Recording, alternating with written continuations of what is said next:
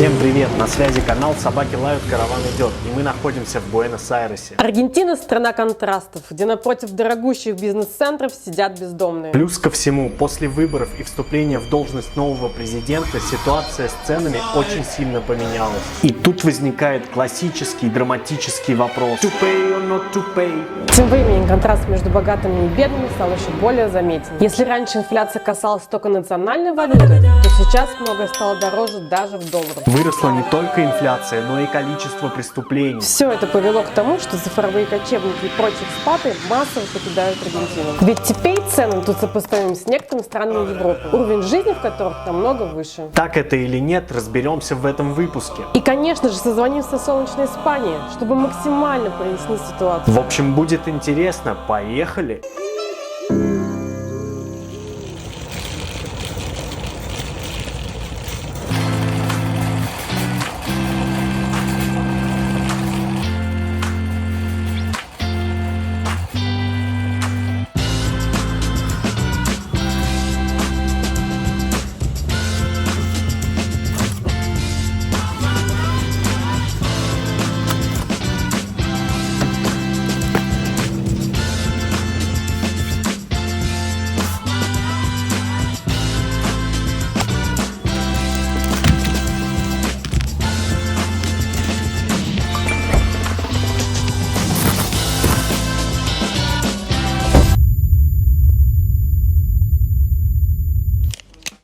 Как вы знаете, наша семья постоянно путешествует, и дорога приносит усталость и стресс. Чтобы сохранить гармонию в семье, необходима поддержка. И недавно мы нашли отличное решение – платформу онлайн-консультации с психологом Ясно. Ясно подбирает психолога с учетом ваших потребностей и удобным для вас временем.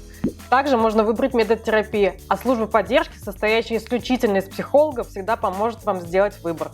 Ну и плюс ко всему отличная фича – это наличие видеовизиток, которые помогут точно определить, подходит ли вам специалист. Очень важно, что все психологи на Ясно опытные, с проверенным дипломом, стажем. Но если вы по какой-то причине не сошлись с психологом, вы всегда можете поменять специалиста.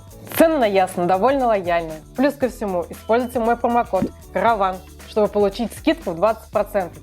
Ясно, это просто, легко и результативно. Попробуйте сами, ссылка в описании. Мы вернулись из магазина, и у нас с вами гора продуктов и пару чеков, но к этому мы вернемся чуть позже. В этом видео будет 3 гостя. Один гость из Буэнос-Айреса и 2 гостя из Испании. Объясню почему. Сейчас в Буэнос-Айресе ходят слухи о том, что цены тут сравнились с ценами в Испании. Вот с такими кричащими заголовками выходит огромное количество статей про Аргентину в средствах массовой информации. И чтобы вам было проще понять, тут в Аргентине проживает примерно 47,3 миллиона человек. И вот представьте, 57% живет в бедности, а 9 миллионов из этих 47 миллионов живет за чертой бедности. И бедность только продолжает расти. Этим людям банально не хватает денег на полноценное питание. И параллельно бедности растет и количество преступлений, особенно количество мелких краж и ограблений.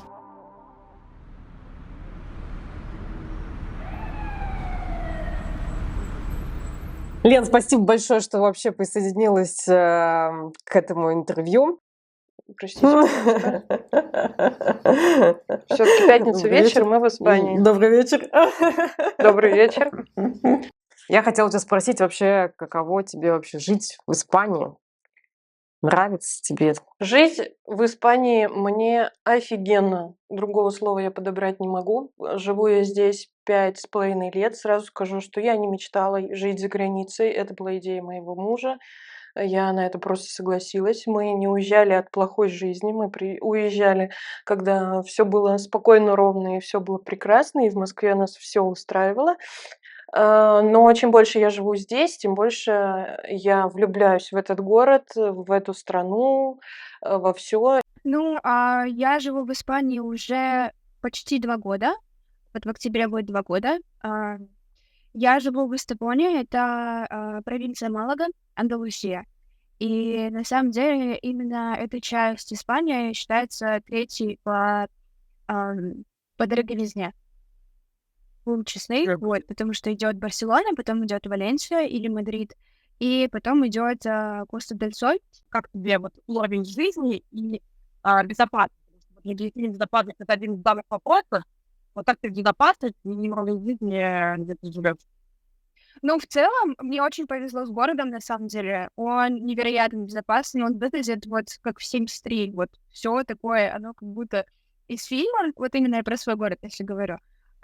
Тут всё чисто. То есть даже если тут у каждого второго есть собака, тем не менее, это как бы не доставляет дискомфорта. Все ухаживают за своими какими-то участками рядом с домом, то есть все цветет и пахнет. Это невероятная часть именно вот Коста дель Соль, за которую вот я могу точно сказать, что она вот очень красивая в плане устройства города, в плане безопасности. Единственное, что могу сказать, что у нас есть город рядом Арбая. Про безопасность там я не могу отвечать точно, потому что я слышала очень много случаев, когда воруют сумки. Там, опять-таки, из-за того, что это самый дорогой район, естественно, там очень много людей, которые используют наркотики, вот. И, соответственно, там нет-нет, ты как-то с этим всё равно сталкиваешься. Но в общем и целом я могу сказать, что именно эта часть Испании очень безопасна. Здесь, конечно, в целом безопасно. Ты можешь идти ночью по городу, и там, если ты не будешь прям напрашиваться на приключения, ничего с тобой не будет. Но мобильный телефон — это вообще расходный материал. Все мобильные телефоны здесь страхуют, их выкладывают. То есть пройти по улице, не переживая за свои вещи, не знаю, за свою сумку, за свой мобильный телефон — это все, это уже у тебя в привычке.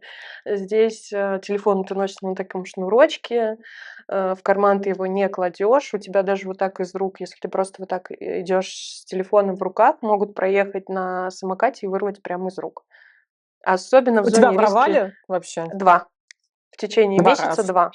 1 раз из 2 кармана, телефона? причем я реально 2 телефона. 3, через месяц пытались еще раз, но я тогда гуляла с коляской, и, видимо, мамы с коляской — это прям целевая аудитория, потому что ты не поедешь догонять, ты ничего не будешь делать. И вот ты идешь с коляской, вот так держишь телефон, и проезжают на самокате, вот так вырывают и уезжают дальше. Это прям стандартная тут фишка. Из карманов тоже достают, сумки открывают, сумки выхватывают в метро. Это прям беда. А есть такое, что вот район какой-то, вот где вот ты можешь прям вот выложить телефон, ноутбук? Нет, районность нет. Нет, абсолютно нет. То есть ты прям приезжаешь в аэропорту, и прям в аэропорту у тебя могут подрезать. Это очень типичная история. То есть я правильно тебя поняла, что всё-таки есть, как бы вот такое, что вот, этот район безопасный, этот район небезопасный? Да, То есть у да. вас есть такая градация?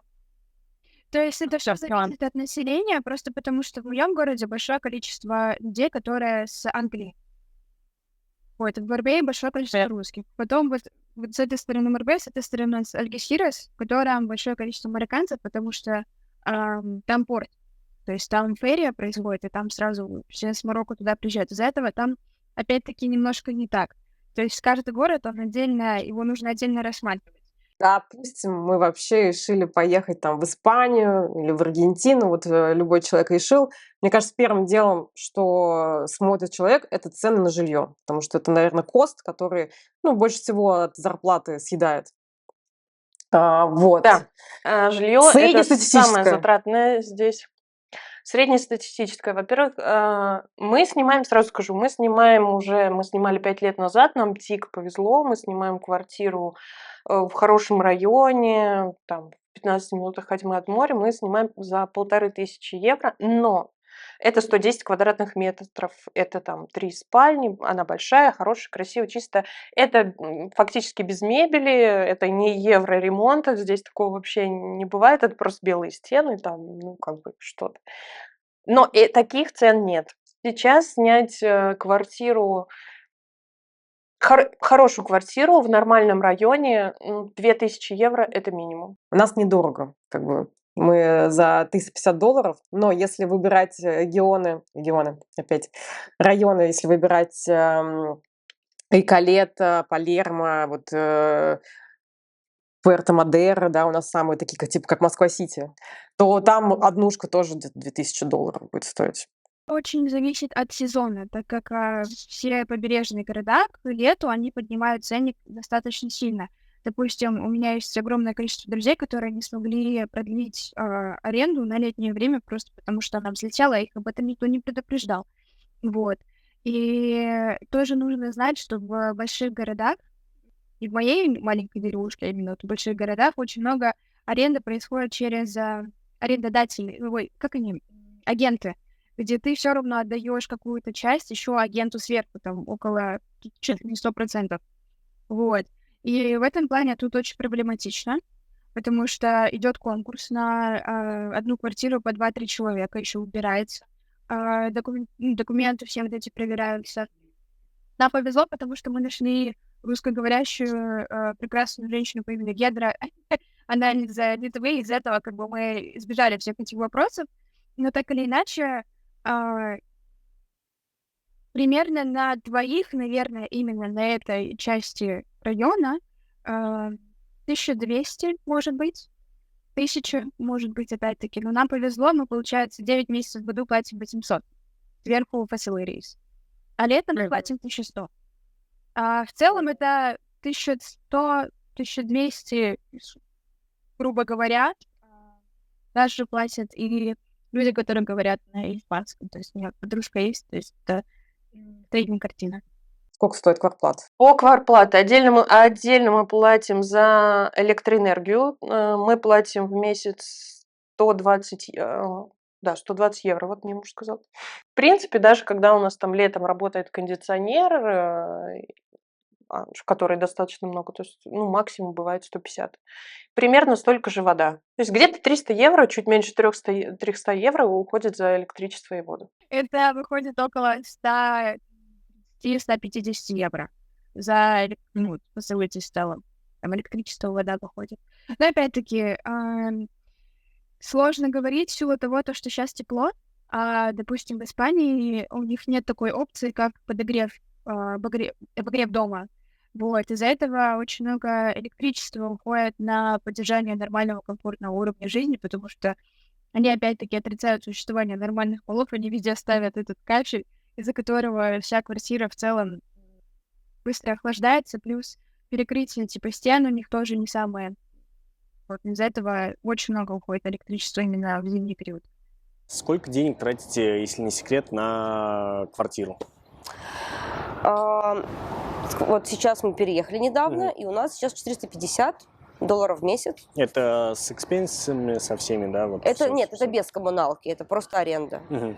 Коммуналку же я не скажу сейчас, потому что мы вот только переехали, еще не платили, не знаю.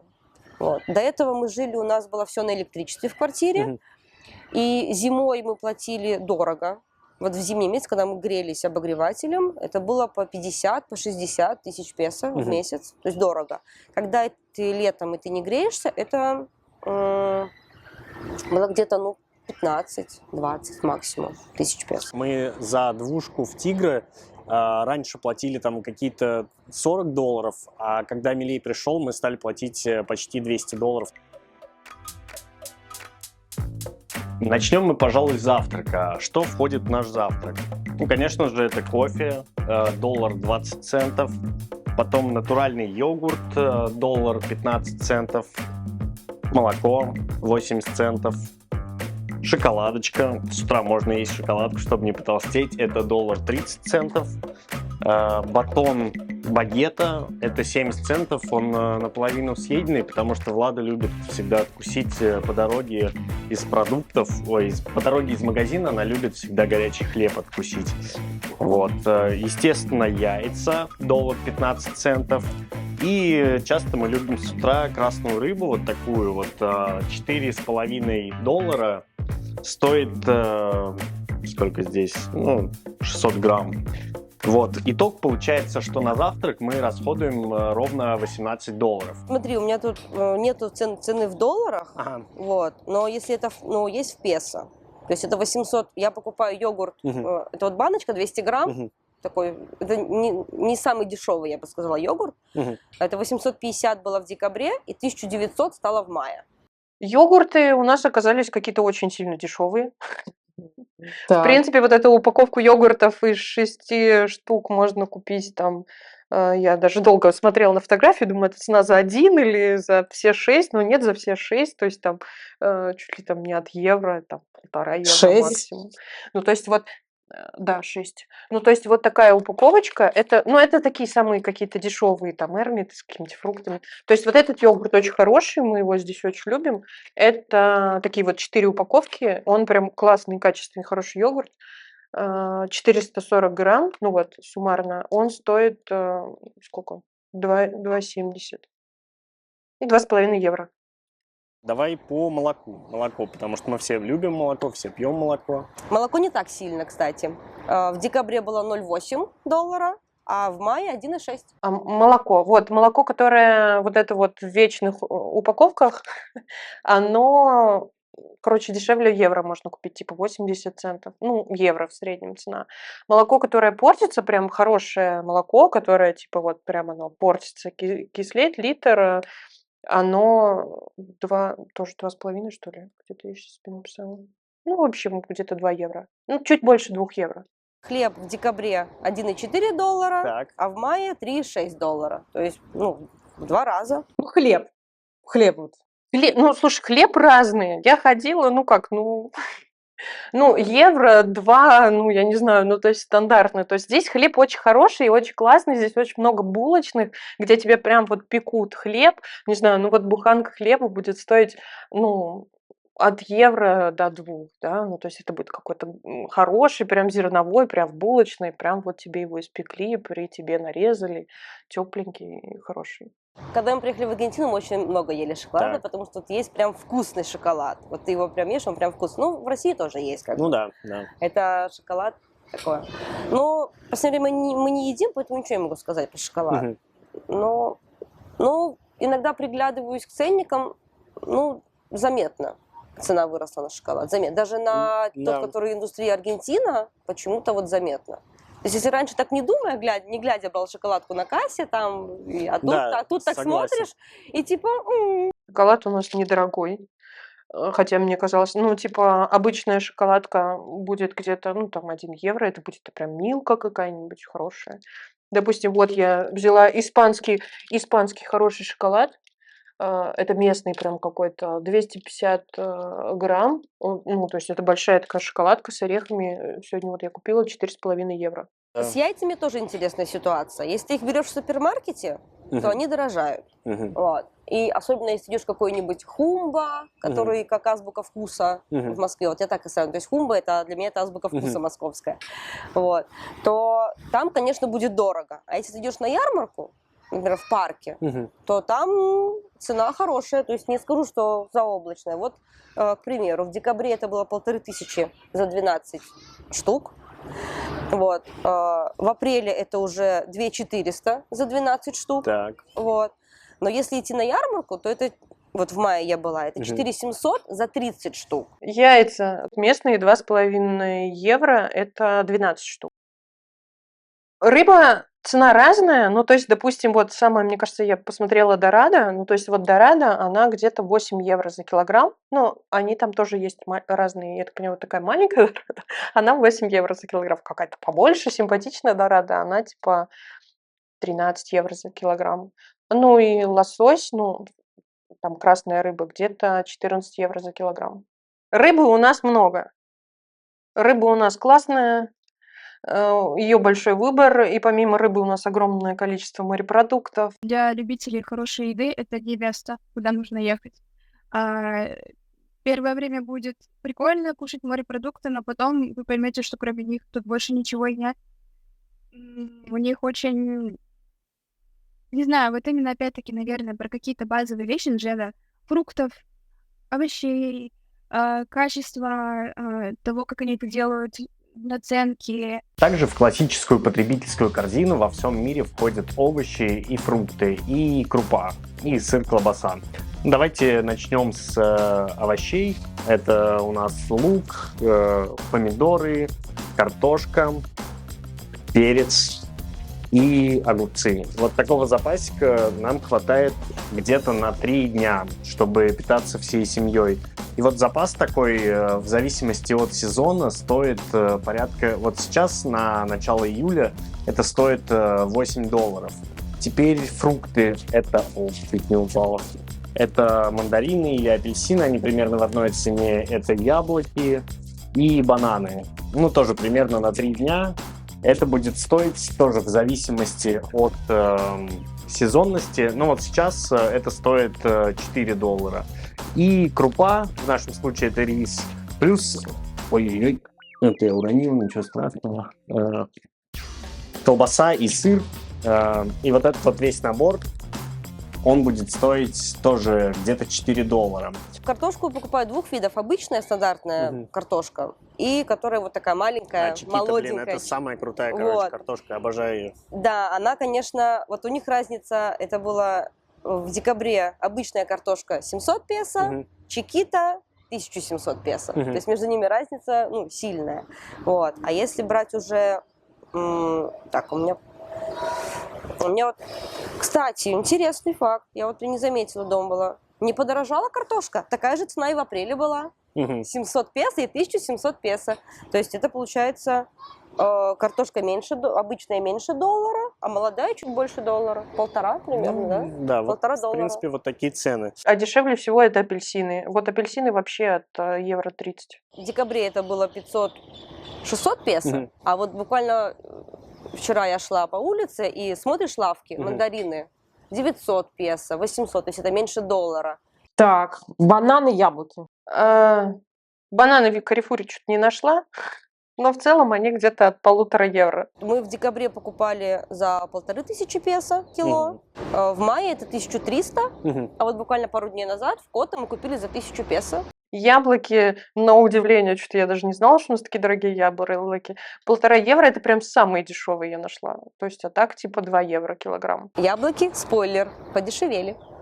Бля, То есть, круто. То есть они стоили $1,6 в декабре, но сейчас вот мы последний раз покупали $1,2. Фрукты, овощи лучше всего покупать как раз-таки не в Карифурах, а в отдельных вот такие фрутерии. И можно найти хорошие помидоры. Но хорошие помидоры тоже они будут стоить дорого. Ну, сколько? 5 евро килограмм. Здесь очень вкусные черри-помидоры. Цена сейчас на них 6000 песо за килограмм. То есть выросла. Я в декабре покупала по 850 песо. То есть было меньше $1, а сейчас это... Сколько, $5 получается? Примерно? Да, $5. Сыр к вину сколько стоит? Сыр тоже разный. Посмотрела весь в Карифуре. Самый дешевый нашла где-то за 10 евро за килограмм. Но, честно, его бы я, конечно, наверное, брать не стала. Вот, например, вот такой кусочек 350. Это такой прям вот стандартный сыр. Он продается здесь у нас везде. Сейчас покажу. Вот такой кусочек 365 грамм. Вот он будет где-то 4,5 евро стоить. Сыр это, наверное, больше всего, что подорожало. Значит, в декабре это $3,4, Так. а в мае 10. Ну и, конечно, самое любимое и то, чем славится Аргентина, это стейки. Вот таких 2 стейка, это Охо де Биф, во всем мире известные как рибай стейки, они стоят всего лишь $3,5, и это просто реально...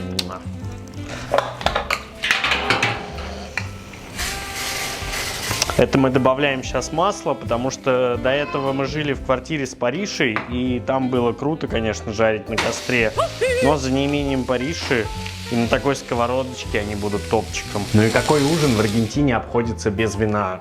Например, вот эта бутылочка стоимостью всего лишь $3, срок выдержки Tiempo de Guarda 2-4 años, это 2-4 года. Сорт, естественно, Мальбек. Мальбек знаменит, французский сорт, который знаменит по всему миру благодаря Аргентине.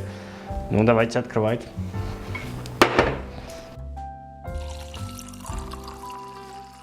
Дальше. Мясо. Мясо. Говядину. Я слышала, что она у вас очень дешевая, поэтому я прям в Карифуре говядина. Там, конечно, вырезки, не вырезки. В общем, самая начальная цена – это 12 евро килограмм. Если хороший стейк, который вот прям, не знаю, в упаковочке, Black Angus, там что-то, я сняла даже отдельное видео, то есть это где-то 10-16 евро. Это будет кусочек, За стейк. Вот, 200-250 грамм, да. Часто вы едите мясо с такими ценами? Стейки? Ну нет, мы, наверное, просто не часто едим мясо. Да. Ну, не потому, что оно дорого, просто, ну, как-то, я не знаю. Так часто не ела говядину никогда в своей жизни, как за эти почти 2 года в Аргентине. С мясом интересно. То есть оно в целом подорожало, вот, но не супер сильно. То есть это декабрь это 4000 песо, а май это 7. То есть разница, мне кажется, очень маленькая. Кстати, сколько стоит вино? Кстати, вино. Прошлась я по вину. Вино, естественно, есть абсолютно разные цены. Сейчас, я не знаю, возможно, какой-нибудь сомелье, который будет глядеть это видео, скажет, что это вино нельзя пить. Но в целом, вот, допустим, бутылочка вина, она здесь продается вот такое достаточно популярное, вкусное, хорошее, простое. Во многих ресторанах выдают 6 евро. Можно купить дешевле, можно купить, ну, не как во Франции, то есть не там за 2 евро особо, там, не скажу, что большой выбор. Ну, типа, можно там 4-3,5 евро. Ну, хз. Ну, вот за бутылку вот за 5-6 евро, 7 там, до 10, это будет хорошее вино. Сколько у тебя уходит в среднем на продукты? То есть в месяц? Так, за месяц я, наверное, решать не могу, так как у нас раздельный немножко бюджет. И я не могу... Ну вот по неделю могу сказать, что в целом уходит, ну, евро 70/100. Но это если, получается, покупать мясо, а вы точно не веганы. Вот. Ну, самое дорогое, да, это выходит чаще всего оно. И в целом, да, ну, то есть у меня обычный поход 2-3 дня, может, 4 дня за продуктами выходит в целом, типа, на евро 40. То есть, в принципе, в месяц на одного человека там 300 евро, окей, да? Может быть, чуть даже меньше выйдет. Вот если брать в цифрах, то мы прилетели, и первый год у нас было в среднем $300 мы тратили на еду, именно просто еда. Сейчас это, ну вот самый дорогой месяц вышел у нас май, но это потому, что мы часто ели не дома, и это вышло 500+. А если брать, когда месяцы дома, то это стало 400-450. У нас стоит бензин от 1,5 евро за литр, но мы практически везде ходим пешком, то есть машину мы используем только, я не знаю, съездить в Андорру, куда-нибудь там на Коста-Браво. То есть по городу мы машину не используем, потому что это неудобно, это ее надо где-то парковать куда-то, то есть гораздо удобнее, не знаю, либо пешком дойти, либо на велосипеде доехать, либо там мопед в аренду взять. Транспорт, стоит отметить, что подорожал с приходом Милея, очень сильно скакнул прям. Потому что мы когда приехали, мы ездили по 30 песо, а сейчас, получается, автобус это 300. 300. Вот. А метро 2 недели назад, 2,5 стоило 125 песо, а неделю назад оно, вот, по-моему, неделю или полторы оно подорожало, Ну уже, вот прям на днях. уже прям на днях. 650. Общественный транспорт, одна поездка стоит 2,5 евро, но это если покупать вот прям одну поездку. То есть, допустим, билетик на 10 поездок будет стоить там 11 евро. Семья из 2 детей. Сколько у вас итого денег уходит в месяц? Ой, сейчас сложно сказать, потому что, ну, мне кажется, базовая вот наша потребность, это, я сейчас побоюсь соврать, но с этим заведует все-таки муж, но мне кажется, где-то вот 6 тысяч евро на круг. Это там квартира, страховки, не знаю, нет, это, наверное, даже без учета продуктов. Хотя, может быть, с учетом. Ну, 7, ладно, там, 7 это, наверное, будет с учетом продуктов. В принципе, на 2000 в целом нормально можно... Да, в целом люди так и живут, потому что средняя зарплата это 1400, 1600, 2000, это прям нормально так. Потому что, ну, вот именно в моем городке это средняя зарплата. Согласно нашим чекам, $30 мы тратим на поход в магазин. Но бывают дни, когда мы вынуждены тратить больше, там приходится купить ребенку памперсы или корм для животных, ну и так далее. И вот примерно я выписал, сколько вообще у нас расходы в месяц.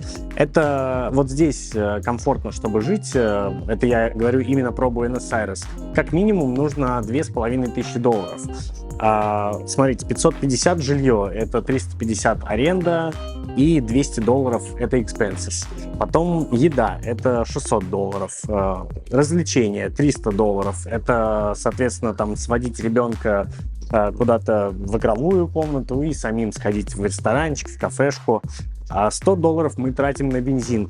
Плюс еще есть дополнительные расходы в виде штрафов, а штрафы тут ого-го какие большие, они просто несоразмерны на самом деле. И это тоже такая существенная статья расходов. $350 входит на ребенка. Сюда входит образование, ну, грубо говоря, это сейчас садик, и плюс-минус там памперсы, не памперсы. И также еще не забывайте про такие иммиграционные издержки, как адвокат, услуги адвоката, услуги бухгалтера и оплата моноатрибута. Это примерно $120 в месяц. Ты планируешь остаться жить в Испании? Тебе вот... Нет, ты не планируешь? Почему? Ну, мне очень тяжело в целом было вписаться в эту культуру, при том, что у меня есть базовый испанский, я пыталась здесь работать, у меня есть испаноязычные друзья, у меня прекрасные отношения с моей соседкой, сеньорой Мерседес. Я понимаю ее через слово, но так или иначе, наверное, их стиль жизни — это не совсем то, что я хотела бы иметь в будущем, в силу того, что, опять-таки, мне только 24, и у меня еще есть время где-то что-то найти, где мне будет прям вот 100% комфортно, где я не буду ругаться, там, не знаю, потеть лишний раз просто из-за того, что мне что-то очень сильно не нравится, и мне приходится это принимать. Вот.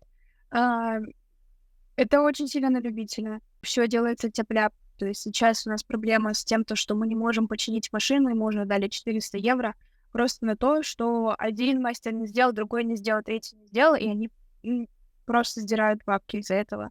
И, ну, в целом, как бы, наверное, мне более ближе какой-то устаканенный ритм жизни, стиль жизни в целом, когда к работе относятся серьезно, ответственно, а не по приколу. И мне, наверное, да, я вот из-за этого, собственно, и переезжаю сейчас в Польшу.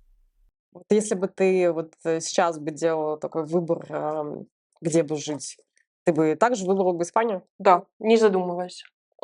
Но скажу так, я думаю, в целом вот сейчас, когда живешь в Европе, она же чуть-чуть больше открыта уже. Здесь очень много путешествий, здесь дешевые билеты по всей Европе. И уже ты приезжаешь чуть-чуть с другим настроением, там, в какую-то другую страну, ты уже, уже смотришь ее как потенциально, могла бы ли ты там жить.